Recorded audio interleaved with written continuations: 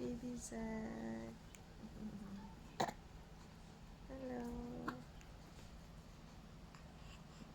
Saan na? Hindi na ka matulog?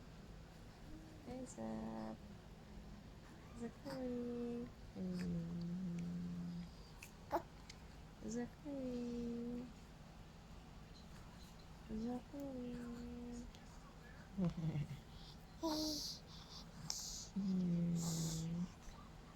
Saan na? Zachary. Zachary. Zachary. Zachary. Lapit na makaon ang mga Zachary. Mag 6 months na siya karong November 6. Abangan ninyo guys, ang sayahang first kaunon. Ganahan ba siya mukaon? Or pareha siyang ate? Nga, bijit mukaon gyud. Bijit mukaon og rice iyang ate. Iyang ate Zia. Kani siya. Kaning kamutan na to na mukaon dyan na siya og rice. Dili na siya pareha siyang ate, no? No? Yes. Yes, mga kamami. Mga mamshies.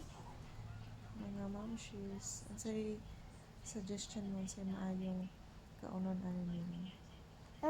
First nga kaunon niya, naman ay mga sungil-sungil guys. Ang say sungil guys, kung first nga ang kaon daw. So, comment daw sa comment section guys kung ano say nindot isungil sa bata para kusog mukaon. Dili siya sa mga katugulangan ba yun nila. I-comment lang guys ha. Suggest mo kung ano sa'yo yung datisungil sa bata na magkanang na pwede niya kaunon ka November 6. Salamat guys sa pag suggest. Comment lang guys ha. Thank you kaayo daan. Bye. Bye. Bye-bye. Bye-bye. Bye-bye. Bye-bye.